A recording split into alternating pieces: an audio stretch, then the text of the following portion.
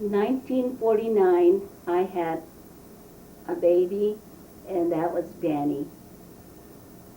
Danny was born on a Saturday evening. We went shopping for groceries and came back home, and I started making supper. I had pains, but they weren't too bad. I finished the supper, and after we had supper and finished everything, I told Dan, "You better call the doctor. I think I'm going to have this baby tonight."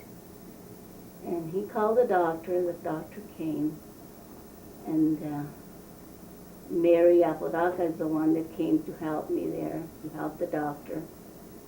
And in a few minutes, Danny was born. It was a real beautiful baby boy. We were so happy to have him because a boy. And also, I had been having girls all the time for the longest time, boys, girls. So we were happy, and Dan said, "I'm going to go to the town and get some cigars and give some to my friends." So he did. He went out there and bought the cigars and treated his friends with cigars. He was real happy that he had a boy.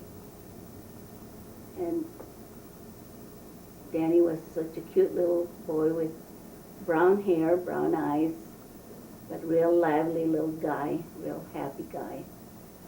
And as he was growing he had about 4 months, I guess, or 5 months, he wanted to talk, and he acted real silly. And they asked him about something about his dad, and then he said, "That's my pop." And he'd make his little face real cute. They like to hear him say that, "That's my pop."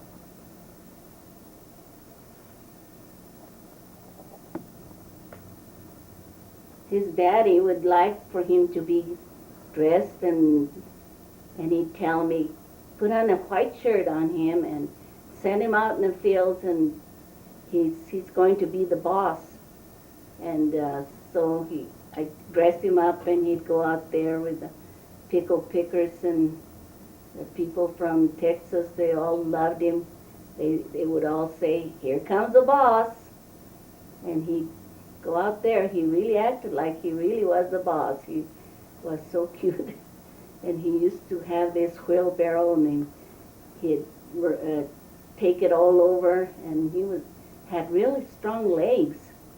The boys thought that he should start running and be ready to be a basketball player or a football player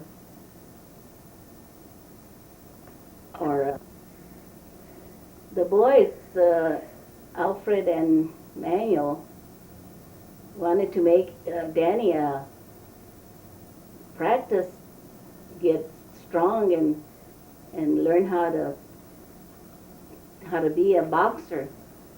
They would make him run about a mile away and back and forth, and they really made him practice. But he was kind of small yet, but they still thought he was cute, and they thought they'd make him into a boxer. Sister Ann Lucia used to want to make him a singer. She wanted him to sing that Lavender Blue, and he tried. He would do anything for Sister Ann Lucia. It was really his pet, I think. Ann Lucia had him spoiled. It was something like her little boy.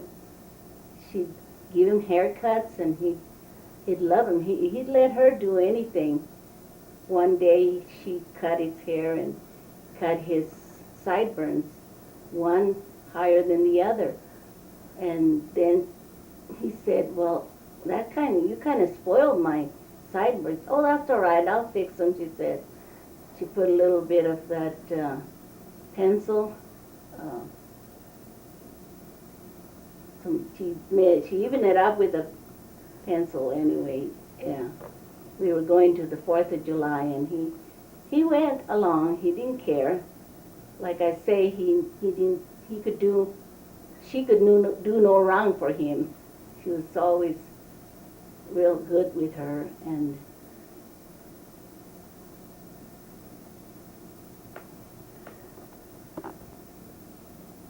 anyway, Danny was everybody's baby boy. They all loved him to pieces.